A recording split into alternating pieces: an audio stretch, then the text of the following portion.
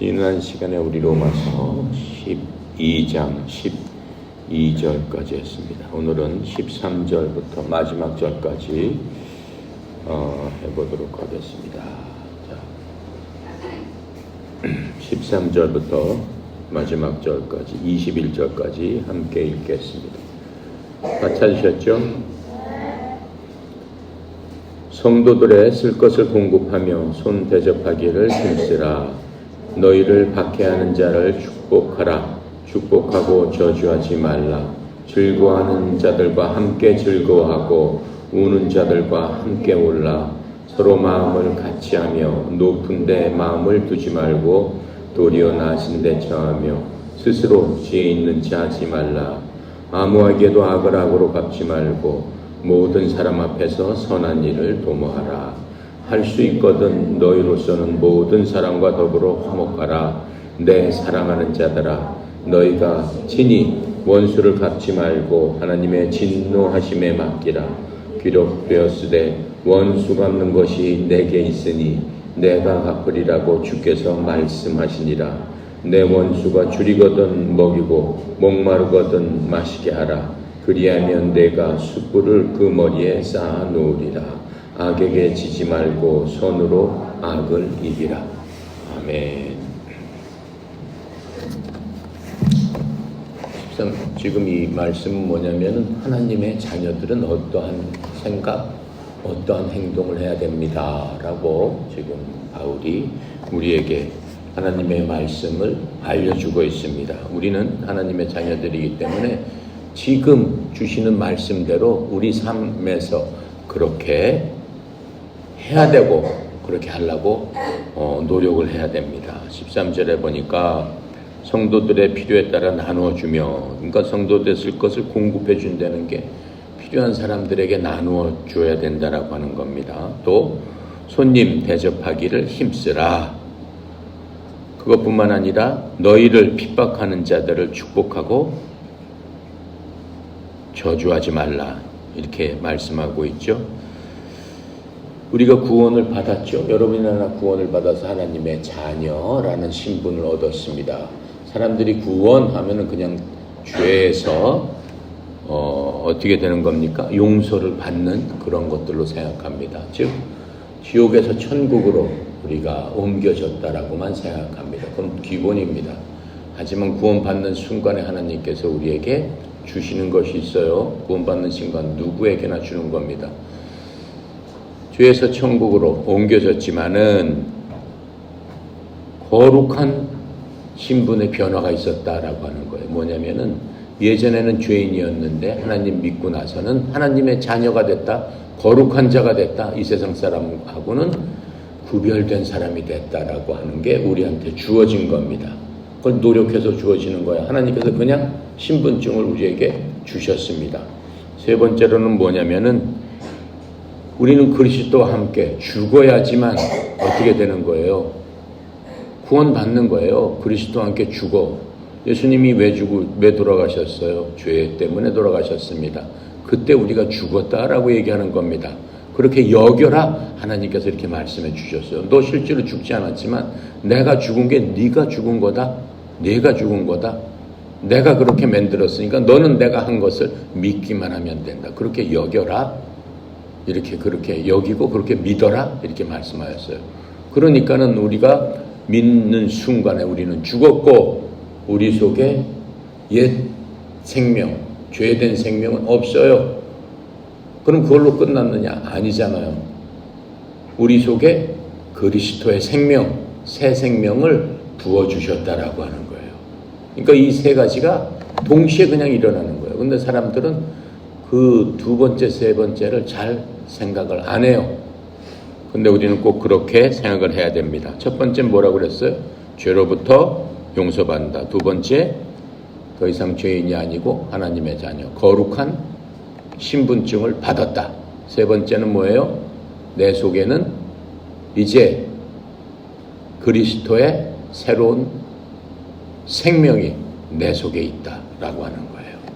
자, 그걸 꼭 생각을 해야 됩니다. 그래서 지금 이 말씀, 지금 13절, 14절 말씀 그 말씀을 실천하기 위해서는 내가 지금 얘기한 그것들이 우리 속에 있지 않으면 실천 안 돼요. 할 수가 없어요.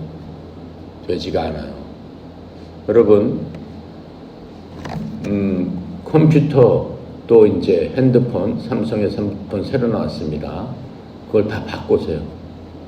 비싸지만은 조금 해서 잘 바꾸세요. 진짜 좋은 거더라고 보니까. 너무 기능이 많아. 굉장히 기능이 많아.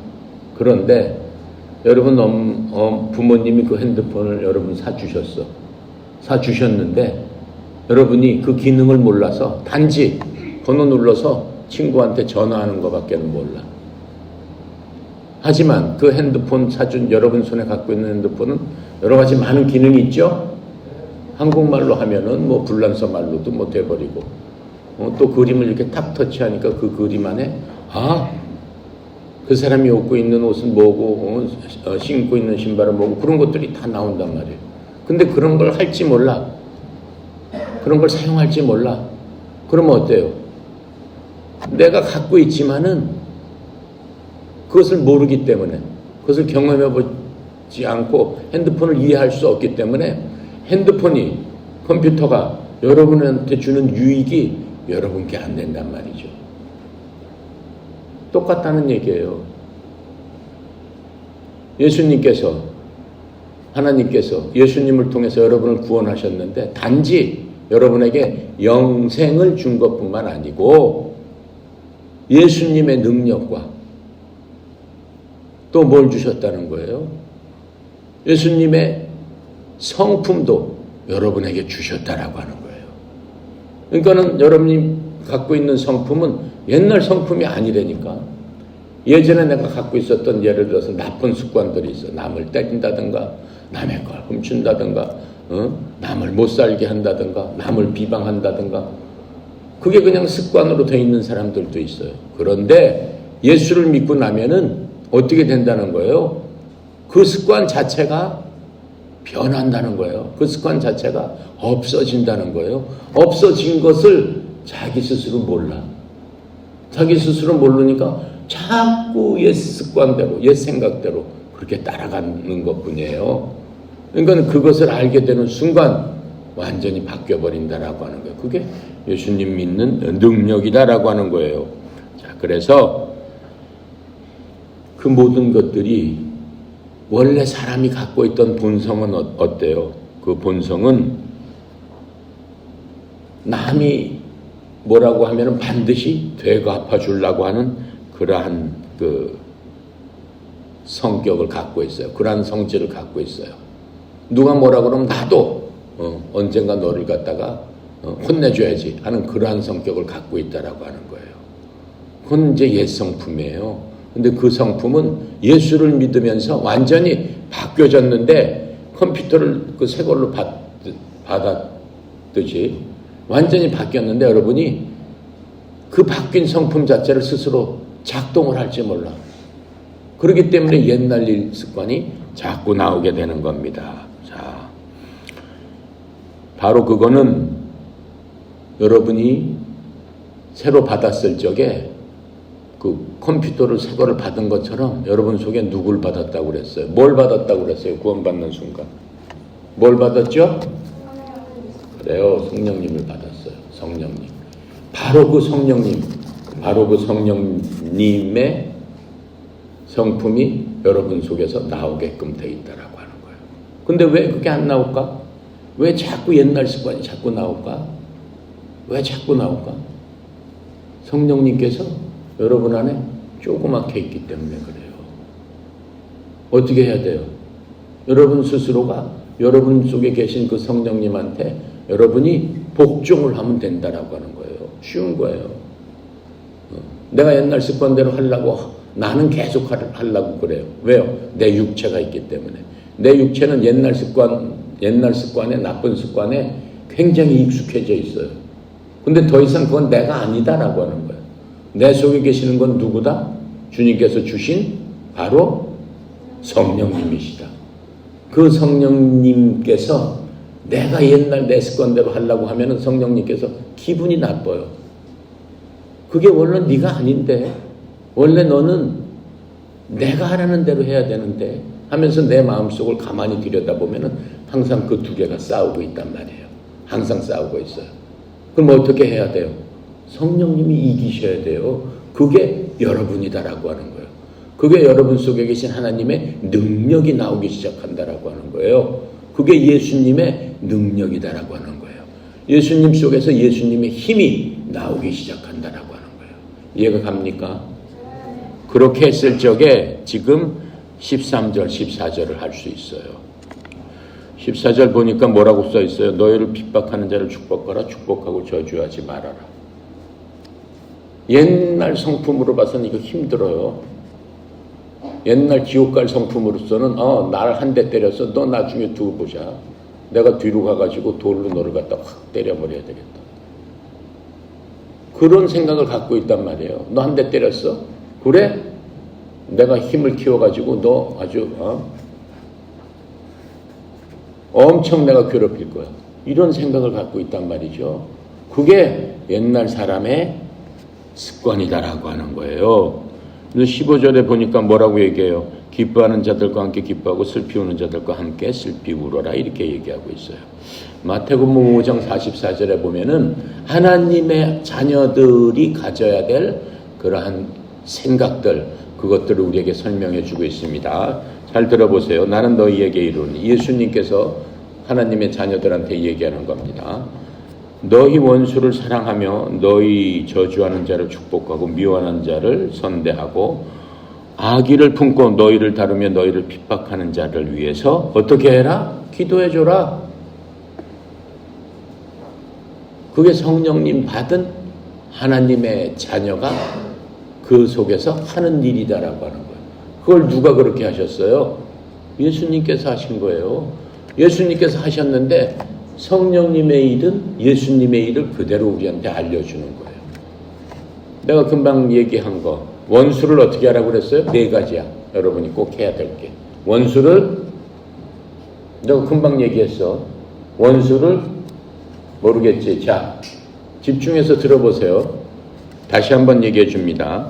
나는 너희에게 이르노니 너희 원수를 사랑하며 너희 저주하던 자를 축복하고 너희 미워하는 자들에게 선대하며 악의를 품고 너희를 핍박하는 자들을 위해서 기도해라.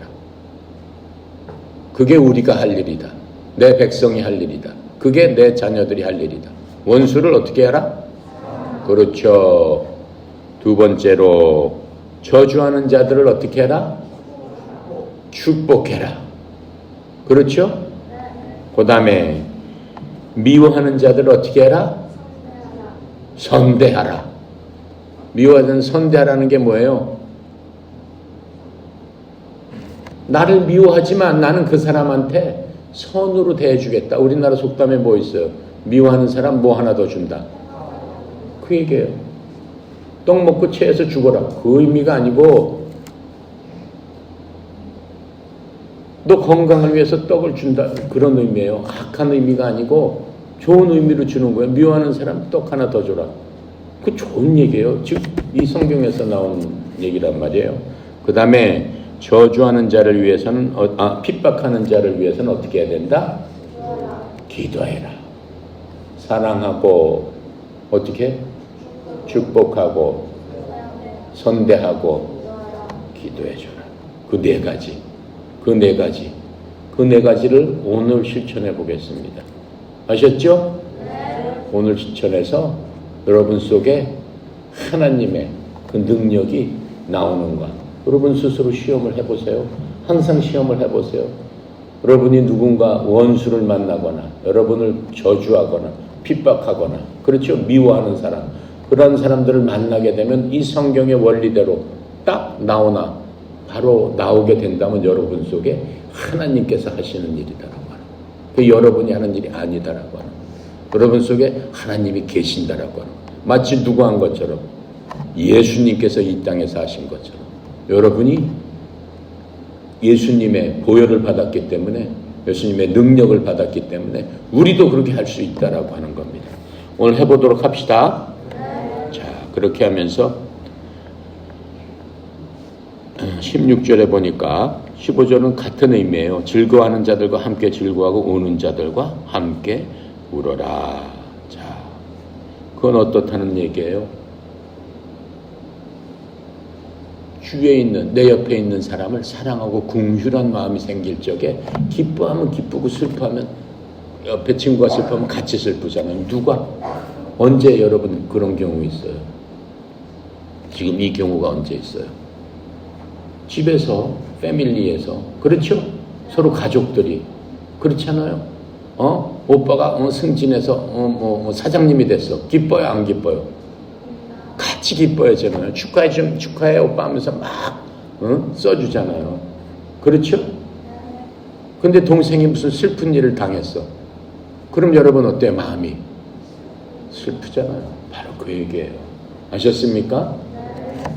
자, 그렇게 하고 16절에 보니까는 서로 마음을 같이 하며 높은 데 마음을 두지 말고 도리어 낮은 데 처하면서 스스로 지혜 있는 척하지 말라. 서로를 향해 같은 생각을 가져서 높은 것들을 생각을 하지 말고 도리어 낮은 처지에 있는 사람들에게 겸손하게 행해야 된다라고 얘기하고 있어요. 그리고 스스로 지혜 있는 척하지 말라. 스스로 쉽게 얘기하면 잘난 척하지 말아라. 이렇게 얘기하고 있어요. 오히려 알지만은 더 겸손하게 행할 수 있는 그런 자가 돼야 된다라고 하는 거예요. 지금 여기서 서로를 향해서 같은 생각을 품어라라고 했어요. 무슨 생각을 품어야 될까? 서로를 향한다는 건 여러분들 서로들을 얘기하는 거예요. 하나님의 자녀들 서로를 얘기하는 거예요. 무슨 생각을 품어야 될까요? 빌립보서 4장 8절에 있는 얘기를 지금 말씀하고 있는 거예요. 빌립보서 4장 8절 내가 읽어볼게요. 찾아서. 빌립보서 4장 8절은 그 예수님께서 하나님의 자녀들은, 하나님의 백성들은 무슨 생각을 기본적으로 해야 된다라고 하는 것들을 말씀하고 있어요. 빌립보서 4장 8절. 찾아볼래요? 321페이지에요. 뒤에 보면은 4장 8절. 찾았죠?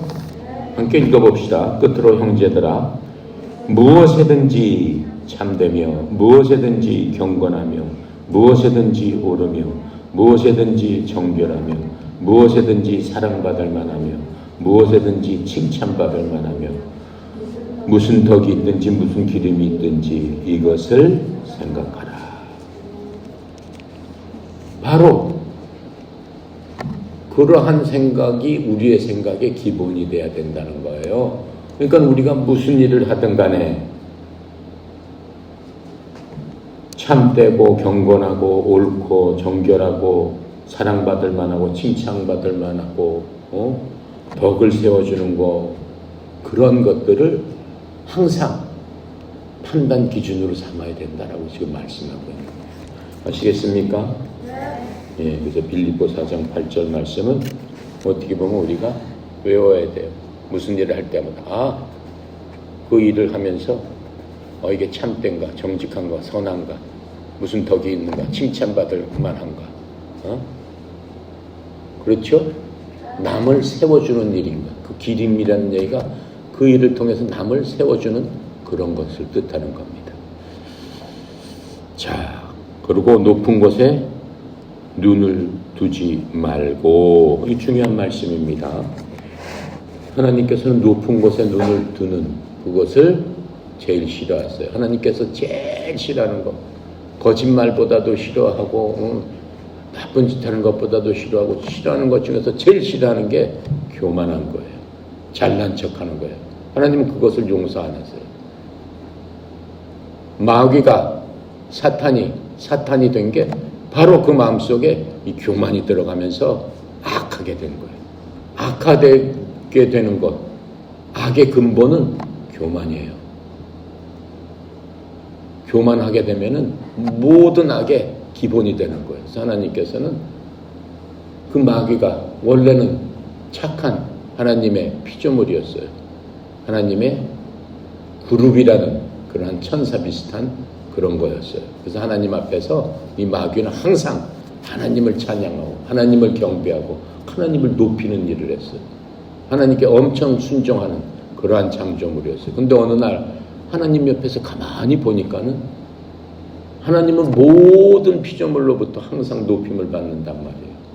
그런데 그 그룹 옆에 있는 다른 하나님의 피조물들이, 천사들이 그 그룹한테 얘기하는 겁니다. 우리가 보니까 너도 정말 하나님 못지않게 아름답고 멋지고 진짜 엄청나다. 너도 굉장히 존귀하다. 하나님 옆에 있으니까 얼마나 존귀하겠어요.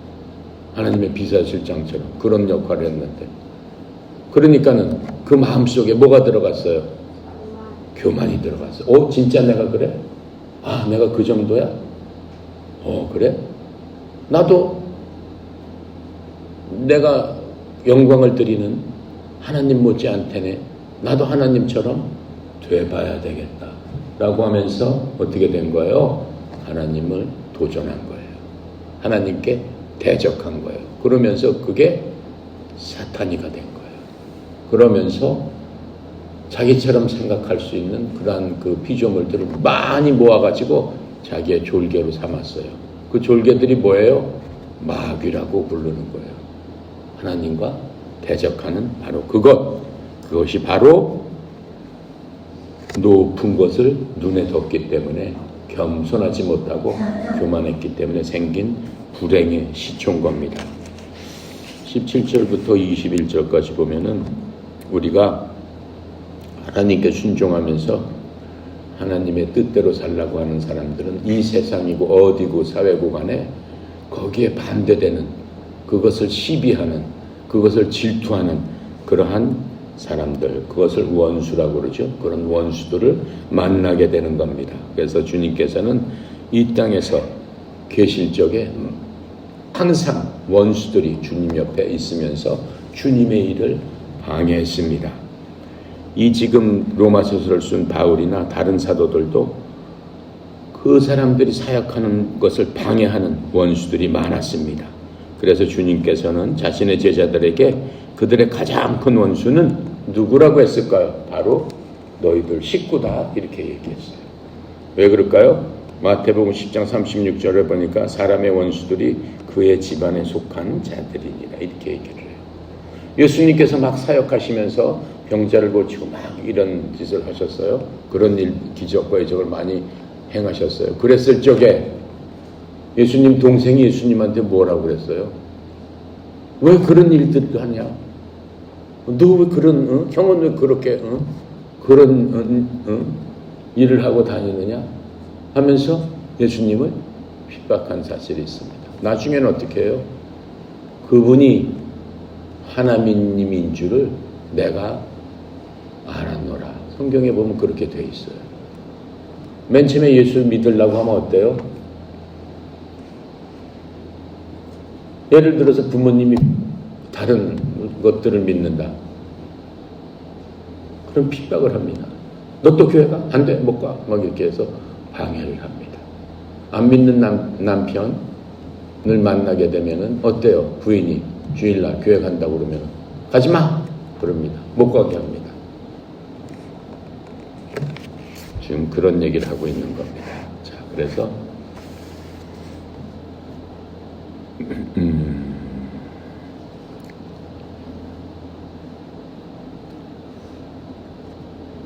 그리스도인들은 어때요? 하나님을 시험하면 안 되고, 또 지금 이 원수, 그런 원수들을 어떻게 스스로 복수하려고 해서도 안 되는 거죠. 대부분의 사람들은 악을 악으로, 선을 선으로 이렇게 갚으려고 하면서 이 세상을 살아가고 있는 겁니다. 하지만 그리스도인들, 우리들은 악을 선으로 돌려주는 그러한 삶을 살아야 된다라고 말씀하고 계세요. 그렇게 하기 위해서 제일 필요한 게 무엇일까요? 나한테 악한 일을 했어. 근데 어떻게? 아까 우리가 얘기했죠? 미워하는 자는 어떻게 한다고 그랬어? 저주하는 자는 축복하고 원수는 사랑하고 미워하는 자는 미워하는 놈은 뭘 줘라? 떡을 줘라. 그럼 그게 뭐 하는 거라고 그랬어 아까? 선하게 대해주는 거라고 그랬잖아. 나를 핍박하는 자는 어떻게 해야 된다? 기도해 줘야 된다. 그렇게 얘기했잖아요. 예. 그런데 나를 저주하고 못살게 하고 핍박하고 미워해. 그런 사람들한테 하나님의 원리 그렇게 해야 되는데, 그렇게 하기 위해서는 내 속에 뭐가 있어야 된다라고 얘기했어요? 하나님의 능력이 있어야 되는데, 바로 그 능력은 사랑이에요. 사랑. 예수님을 진짜 믿는 사람은 사랑으로 넘칠 수밖에 없어요. 왜요? 예수님의 생명은 사랑 그 자체예요. 사랑이 없이는 예수님께서 이 사역을 하실 수 없고, 사랑이 없이는 하나님께서 이 세상 만물을 만드시지도 않았어요. 뭐 하려고 세상 만물을 만드시고 우리를 만드셨겠어요? 사랑 때문에 만드신 거란 말이에요. 그러니까 우리가 그런 일을 하기 위해서는 첫 번째, 내 속에 뭐가 있어야 된다? 사랑이 필요하다라고 하는 겁니다. 그 다음에 믿음이 있어야 되겠죠. 그렇죠? 무엇에 대한 믿음? 하나님에 대한 믿음. 하나님께서 우리 속에 계신다는 믿음. 나는 하나님의 능력을 이렇게 할 수 있습니다. 그것도 다 믿음으로 하는 거예요. 그러니까 사랑과 믿음은 항상 같이 가게끔 되어 있다라고 하는 겁니다. 그래서 하나님을 믿는 거는 우리의 삶과 우리를 해치는 사람들과 같이 살면서 하나님의 뜻을 실천하고 하나님의 일을 할 수 있는 그러한 우리가 되어야 된다라고 말씀하고 있습니다. 그렇다면 우리 원수들은 어떻게 처리를 해야 될까? 우리를 못 살게 하고 미워하고 하는 사람들은 어떻게 처리를 해야 될까? 하나님께서 말씀하고 계세요. 신명기 32장 35절에 우리한테 하시는 말씀이에요. 원수 갚는 일과 보복하는 일은 내게 속하였으니 그들의 발이 정한 때에 미끄러지리라. 그들의 재앙의 날이 가까움으로 그들에게 닥칠 일들이 속히 일어나리라. 그게 하나님께서 하시는 방법이다라고 하는 거예요. 그러니까는 너희들이 그렇게 하지 말아라. 내가 그렇게 한다. 그들을 미끄러뜨리고 그들에게 하나님께서 재앙을 내려주시리라. 이렇게 말씀하고 있는 겁니다. 자, 이런 그 예를 하나 들어볼게요. 어떤 친구가 다른 친구한테 얘기를 들었어. 야, 제가 너 엄청 좋아한다. 너 말이야 못됐고 말이야, 너 말이야 어쩌고 저쩌고 막 험담을 한다. 그 얘기를 들었어요. 그 얘기를 들었을 때 어때요? 여러분들은 어떻게 했으면 좋겠어요? 화가 머리끝까지 났죠? 그걸 또 어떻게 해?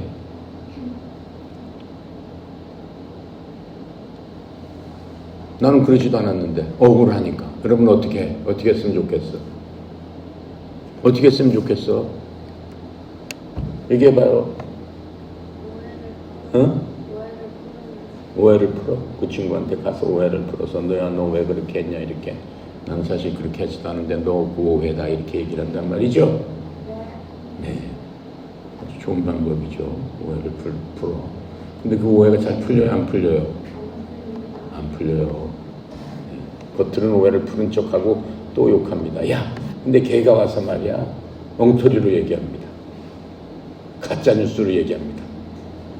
걔가 말이야 그렇게 나쁜 애야 그러면서 그렇게 얘기합니다. 그럼 어떻게 해야 돼? 어떻게 해야 돼? 내버려 둬야죠.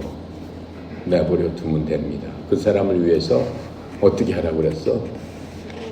기도해 주면 되는 거예요. 하나님, 내 친구가 나한테 이렇게 했고 이 친구가 이렇게 얘기를 하고 저를 이렇게 모함을 하고 저한테 나쁜 얘기를 합니다. 하나님, 내 마음을 아시죠? 저는 그런 사실이 없습니다. 만약 그 친구가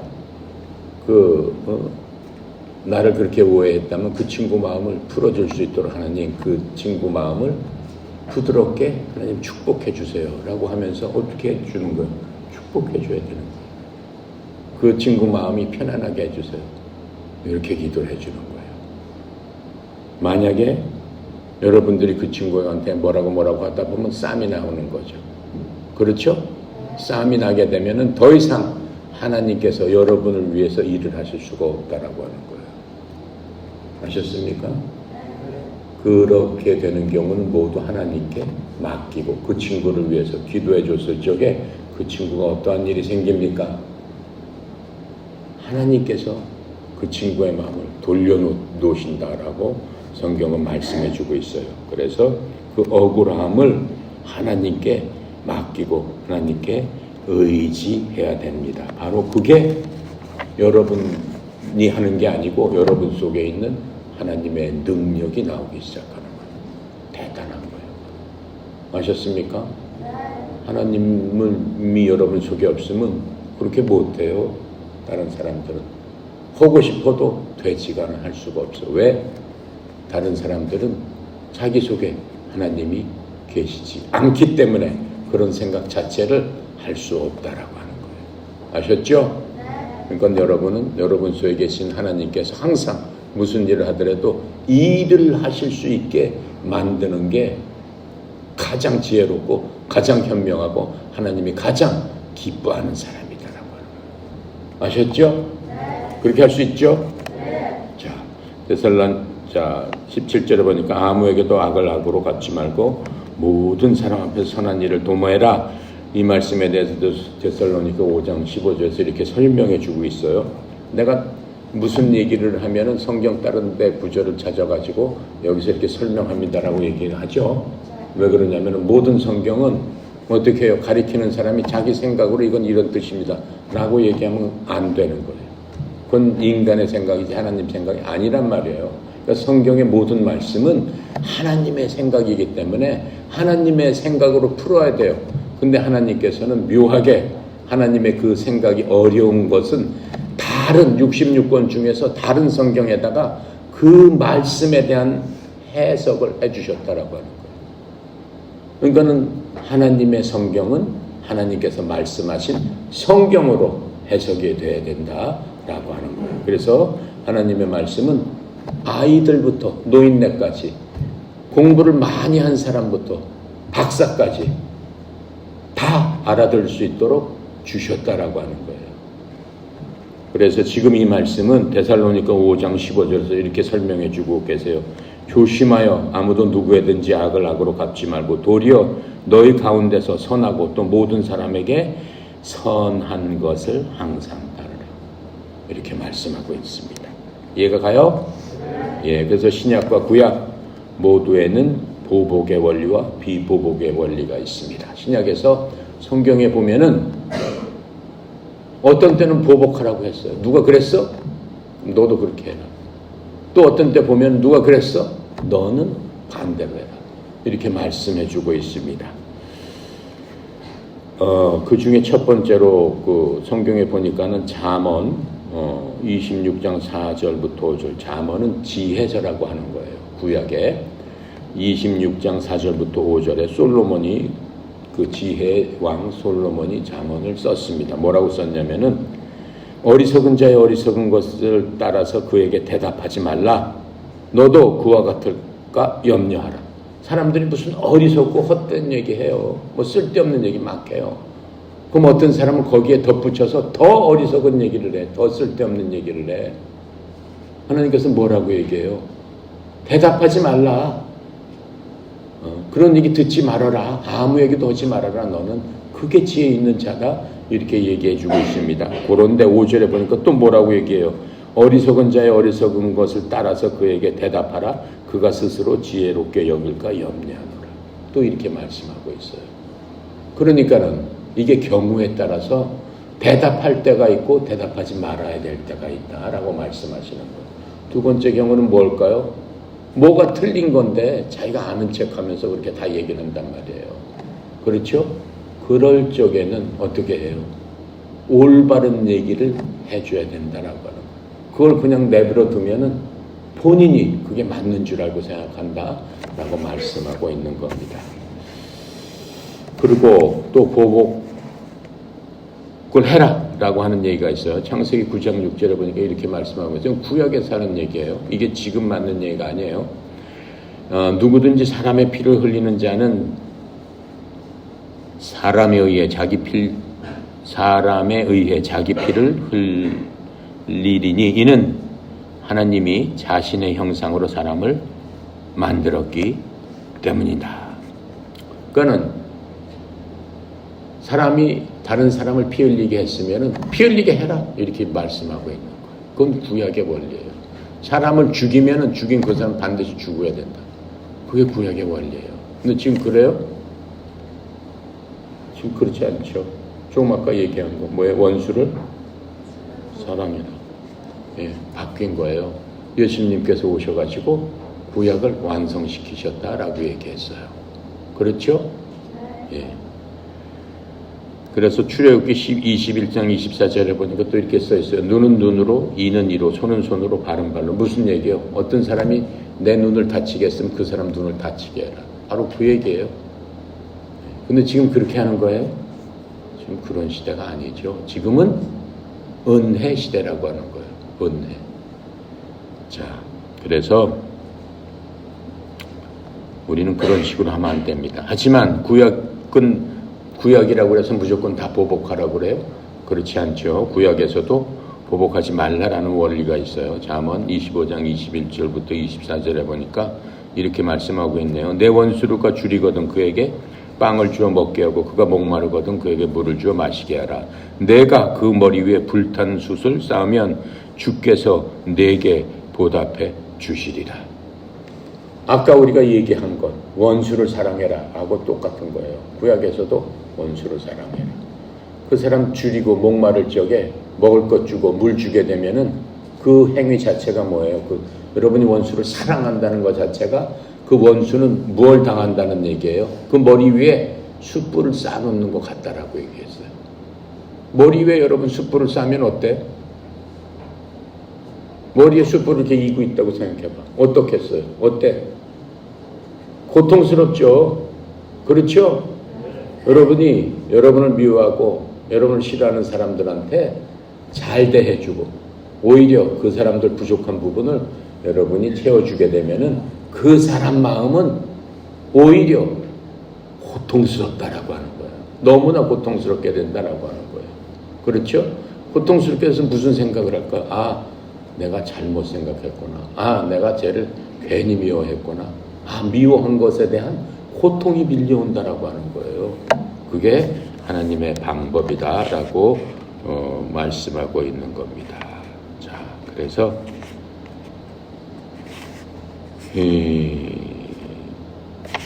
우리가 18절에 보면은 할 수 있거든 너희로서는 모든 사람과 더불어 화목해라. 또 이렇게 말씀하세요. 가능하면 우리가 할 수 있는 대로 모든 사람과 화평하게 지내세요. 이렇게 말씀하고 있는 겁니다.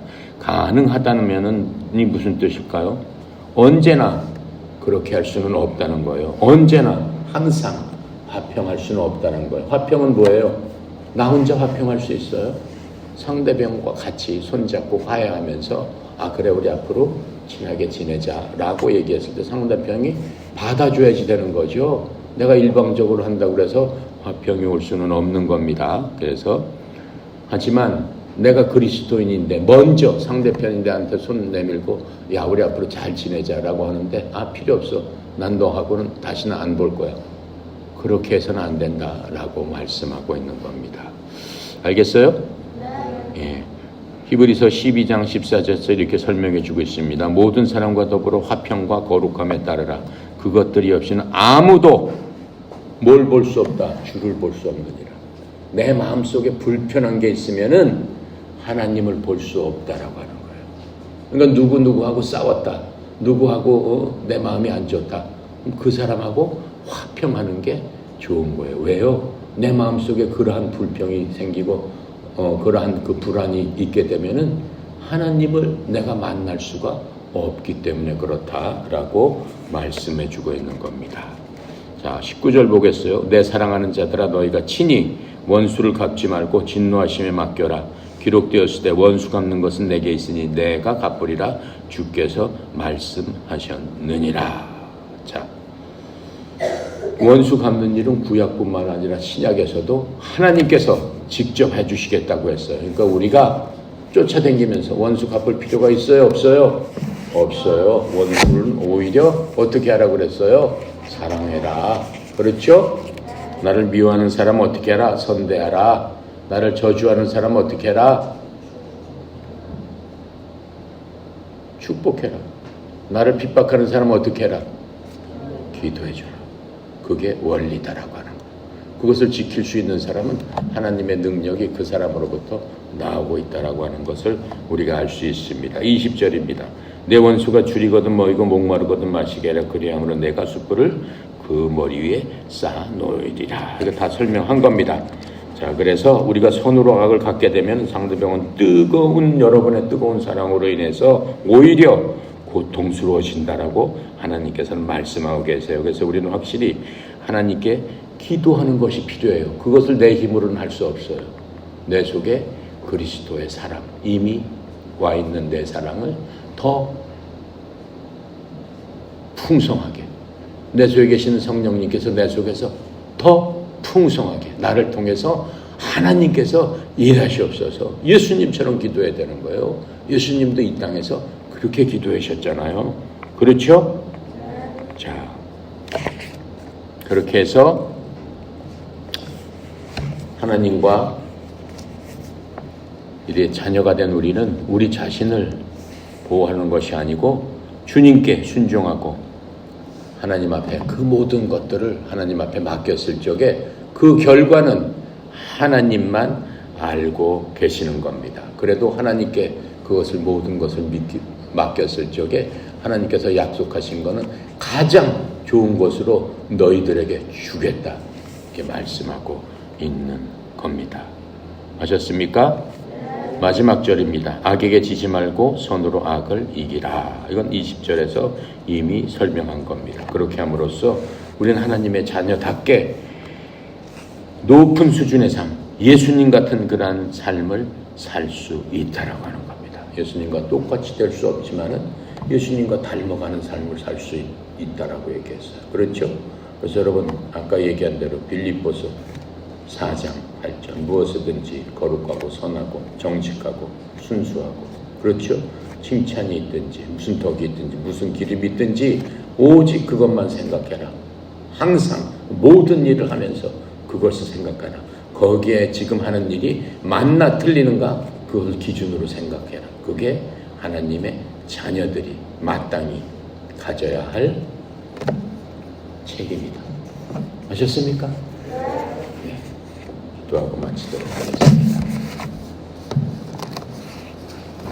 감사하신 하나님, 하나님의 은혜 영광을 찬양합니다. 주께서 저희와 함께 하시고 사랑하는 자녀들을 통해서 하나님의 영광을 드러내게 하여 주시옵소서. 하나님의 크신 사랑 가운데 주만 바라보고 의지할 적에 주께서 사랑하는 자녀들에게 일일이 보상하여 주시옵소서. 아버지 하나님, 협회에 속한 모든 하나님의 아들, 딸들에게 동일한 은혜로 은혜 베풀어 주시옵소서. 특별히 송정 이사장님, 협회를 통해서 하나님의 크신 사랑을 흘려보내는 그 축복의 통로로 세우셨사오니 주의 종에게 명육간에 강건하고 형통함을 주셔서 그 하나님의 일을 하는데 부족함이 없도록 주님 축복하여 주시옵소서. 감사하며 예수 그리스도 이름으로 기도드렸나이다. 아멘.